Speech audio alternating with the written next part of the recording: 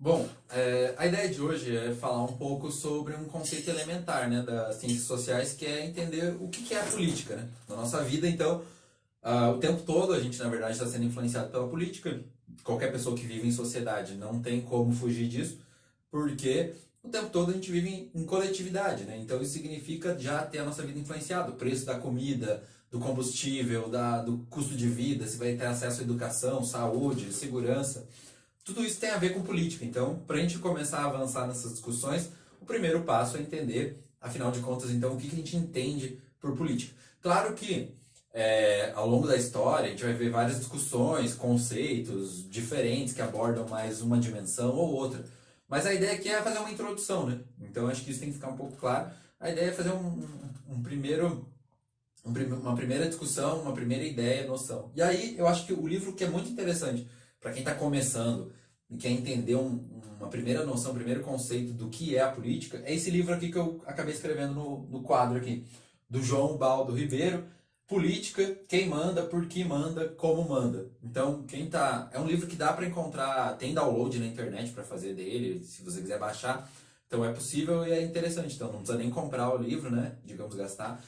Dá para fazer o download e ler esse livro. Acho que é um livro bem legal para começar a, a entender um pouquinho melhor o conceito de política, né? Uma introdução, digamos assim, à política. Dentro desse livro, João Baldo apresenta alguns elementos que a gente precisa entender para chegar a uma concepção, uma ideia do que é a política. Né? O primeiro deles é que é poder. Né? Política sempre vai ter uma relação de poder nela. Né? Ou seja, o que é o poder? O poder tem a ver com a ideia de que algumas pessoas mandam, como o próprio título até do livro aqui indica, né? Tem gente que manda, tem gente que obedece. Quando você percebe esse tipo de situação, que alguém tem condições, capacidade, por algum motivo, de influenciar, de determinar o comportamento de outras pessoas, significa que tem ali uma relação de poder. Um exemplo bem clássico, a gente tenta trazer aqui para o dia a dia, né? Digamos assim, sei lá, relação pode ser um poder ligado a uma questão tradicional, que é geralmente pais e filhos, né? Então, se você obedece seu pai, sua mãe, sei lá, seu pai e sua mãe pede para você lavar uma louça e você faz, isso tem a ver com uma relação de poder baseada numa tradição, né? Pode ser por conta de um cargo que alguém ocupa. Então, sala de aula geralmente é muito isso, né? Em geral, os alunos obedecem os professores.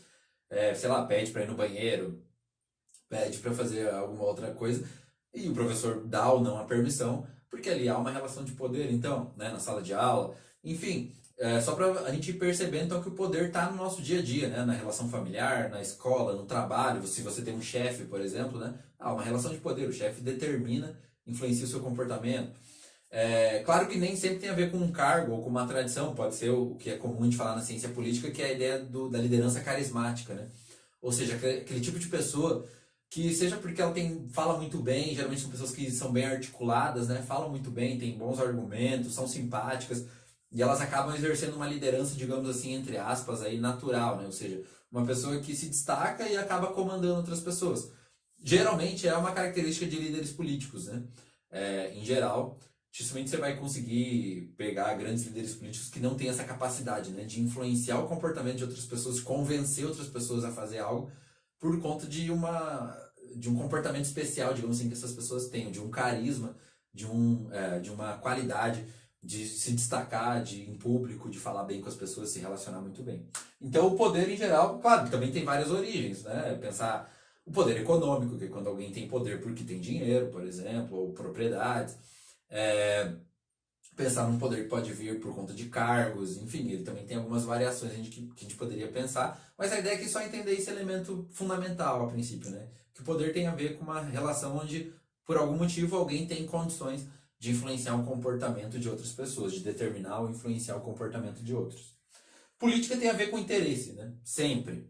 Então, só que aqui a gente tem que tentar entender que não é no sentido moral, mesquinho, né? Que é pensar aquela ideia de que, fulano é interesseiro, né? Ele só pensa nele, ele só quer as coisas para ele. Não é nesse sentido que a gente está entendendo aqui interesse. É no sentido de que todo mundo tem uma demanda. Pensem na ideia de demanda, ou seja, algo que eu quero. Então, para a minha sociedade, para a coletividade, claro que isso geralmente me envolve. Então, e os interesses podem ser, claro, os mais legítimos possíveis. Imagina alguém que quer, todo mundo geralmente concorda, eu quero educação pública de qualidade, eu quero saúde pública de qualidade, eu quero segurança na minha cidade, eu quero Agora com a pandemia, né, uma discussão que é básica, os geralmente as pesquisas mostram que praticamente metade dos brasileiros não tem saneamento básico, né, com acesso à água tratada, esgoto, tudo que deveria ter nesse sentido.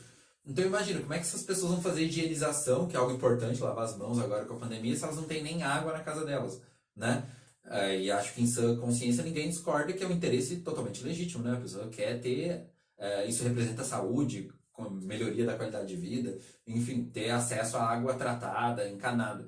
Então, isso é um interesse. Então, o interesse é nessa ideia, né, de que todo mundo na vida social tem alguma coisa que você quer, né, para sua vida. Então, seja um asfalto na sua rua, se de repente ainda não é asfaltada, seja iluminação pública, energia, água, esgoto, escola, posto de saúde, por aí vai, né? Então, o interesse tem a ver não nesse sentido moralista de alguém que é interesseiro, mas no sentido de que todo mundo tem uma demanda, todo mundo precisa de algumas coisas ou tem ou quer algumas coisas para sua vida, né? Só que óbvio, esse interesse precisa ser público, né? Em geral, política tem a ver com essa discussão pública, coletiva da nossa vida. Então, na vida moderna é clássica essa divisão, né? Existe a vida privada, que seria aquela vida particular. Então, sei lá, pensar dentro da minha casa, né? Seria minha vida particular. As relações que eu tenho com a minha família, com os meus amigos, isso seria uma relação, a minha vida privada, particular. E a minha vida pública, né? Seria pensar a vida em comunidade, em sociedade. Então, política sempre vai ter a ver com os interesses, com os poderes públicos. É, Claro, ou seja, mostrar que é algo que interessa a toda a sociedade, ou a grande parte da sociedade. Claro que nem sempre é fácil determinar esse limite, né? Onde é a vida particular e onde é a vida pública. Um exemplo bem básico que eu costumo falar. Alguns anos atrás, teve uma discussão no Brasil que era a tal da lei da palmada, né? Que existe uma proposta de proibir que os pais, que é algo cultural muito forte da nossa cultura até hoje, que é os pais realizarem castigo corporal, né, em relação às crianças. Então o pai dá uma chinelada, para, né, a ideia de educar com uma chinelada, com um puxão de orelha ou algum outro tipo de castigo físico. Então, levantou uma discussão, né? Até onde a sociedade, ou seja, a política, a vida, né, o governo pode interferir na criação que um pai e uma mãe dão a seus filhos. Pode, será, proibir que um pai e uma mãe façam castigo físico? Não pode. Ou até onde, qual é o limite do que pode e o que não pode fazer? Ou até onde a sociedade pode dizer o que um pai e uma mãe, como eles vão educar suas crianças, seus filhos, enfim. Então, nem sempre é fácil fazer essa divisão, né, público e privado. Mas, em geral, quando a gente pensa na política, é conseguir transformar uma ideia em algo que é coletivo, que tem desrespeito ou interessa à sociedade de um modo geral, né? Política, obviamente, vai ter sempre a ver com conflito, porque as pessoas discordam, né? Eu quero A, o fulano quer B, ciclano quer C. Então, todo mundo tem opiniões diferentes. Mesmo às vezes assuntos que parecem muito óbvios, não são assim tão simples, né? Envolvem conflito. Por exemplo, eu já trabalhei na área de saúde, né? Eu lembro que um dia eu participei de uma formação e de aí a palestrante estava dizendo que o Brasil, ao longo do tempo, mudou sua estratégia de saúde, né? Por um certo tempo, a gente copiou o modelo baseado que vinha dos Estados Unidos, que era ter a saúde, era basicamente a pessoa ir para o hospital. Ah, eu tô doente, quebrei uma perna, vou para o hospital. Ah, eu tô com gripe, vou para o hospital. Todo mundo ia para o hospital, procurar os hospitais. E aí, depois, dos anos 80, 90 para cá, o Brasil teria mudado nessa política de saúde, que é criar a ideia do postinho de saúde, né? Das UBSs, ou seja, se é um problema que eu posso tratar aqui no meu bairro, eu vou no posto de saúde do meu bairro. Eu não preciso ir lá no hospital, no centro da cidade, para tratar tudo que é problema, né? Ou seja, mesmo que a gente está discutindo um interesse, né? Nesse caso, um assunto que parece que todo mundo concorda, precisa ter saúde pública. Se bem que não é tão simples assim, né? Por exemplo, os Estados Unidos agora com a pandemia veio muito essa discussão, né? Eles não têm um sistema público de saúde como é o do Brasil, né? Que fornece, digamos assim, atendimento universal e gratuito para todo mundo.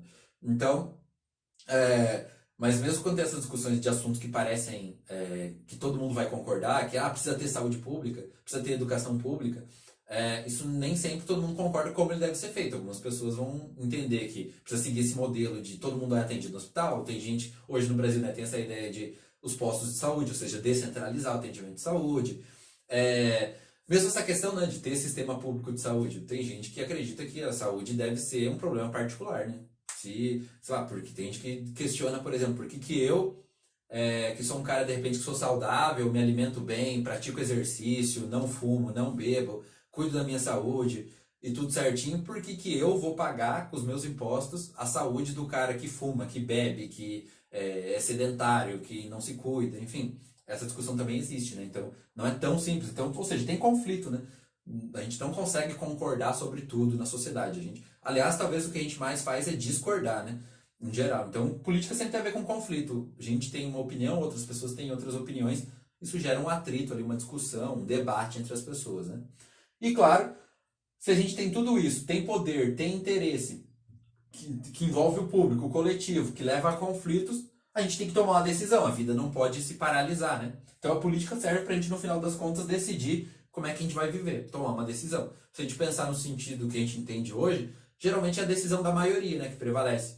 Tem até, em outros vídeos dá para falar sobre isso, talvez quando a gente começar a discutir democracia, né, tem alguns autores que falam que existe até uma ditadura da maioria, ou seja, que se impõe a maioria e obriga quem é diferente ou tem comportamentos ou ideias que não são necessariamente de acordo com a maioria, acaba não sendo ouvido ou não tendo seu espaço, né? Mas o fato é que hoje, em geral, a gente toma essas decisões com a maioria. Geralmente a maioria, a população vota em alguma coisa.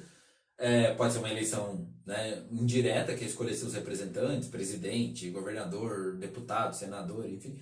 Ou pode ser até uma assembleia, uma reunião geral da população, um plebiscito em que a própria população decide sobre alguns assuntos. E, em geral, vence a maioria. Isso seria um mecanismo que a gente encontrou de tomar decisões hoje. Claro que pode ser diferente, ao longo da história tem outras formas de se discutir isso.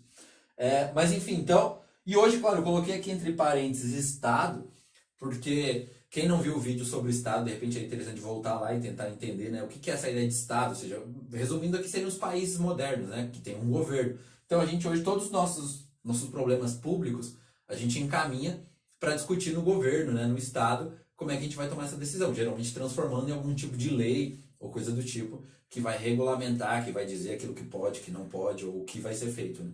Então, a vida moderna, o entendimento básico de política tem a ver com esses elementos. Ou seja, política então tem a ver, para a gente fechar aí esse conceito, política tem a ver com poder, relações de poder, né, que envolvem interesses. Essas pessoas transformam esses interesses em objetivos e procuram levar esses objetivos à discussão pública para a tomada de decisões através do Estado, do governo, na vida moderna. Claro que isso não é tão simples, né? Eu costumo dar o exemplo, por exemplo, até de fazer essa discussão aparecer, né? Eu costumo falar nas salas de aula às vezes sobre o caso da violência contra a mulher, né? A gente tem até um ditado na nossa cultura que briga de marido e mulher não se mete a colher. Ou seja, no passado, então, a gente entendia, ou tem gente que ainda entende assim, inclusive, que se um homem agride uma mulher, por exemplo, sei lá, sua esposa, namorada, a sociedade não deve se intrometer, né? Não deveria interferir nessa relação. Seria visto como uma coisa da vida particular. Mas as mulheres, ao longo do tempo, começaram a se organizar, discutir, se manifestar e mostrar que essa violência e essa ideia, né, da nossa cultura comum de que os problemas de um casal seriam da vida particular, começou a levantar essa discussão e trazer essa discussão para a vida pública, né? Mostrar que o conflito, né, essa agressão, nesse caso, né, não é um conflito, é uma agressão, digamos assim, uma agressão mesmo, né? Pensar a agressão, seja ela psicológica ou física mesmo, dos homens em relação às mulheres, não é algo aceitável. Né? E a gente pode pensar que essa discussão veio crescendo a ponto da gente ter aprovado, por exemplo, a Lei Maria da Penha, que geralmente é a mais conhecida, que é uma lei específica para coibir então a violência dos homens, dos parceiros, né, em relação às suas companheiras, mulheres, esposas, enfim. Então, isso é um exemplo, né, de como que um assunto que até então até era visto como uma questão privada veio para uma questão coletiva, pública, e gera muito debate até hoje, muita discussão. Então, a ideia básica de hoje é entender um pouco então essa introdução, esse primeiro conceito do que é política, né? Espero que tenha ajudado. Eu fico por aqui hoje. Muito obrigado.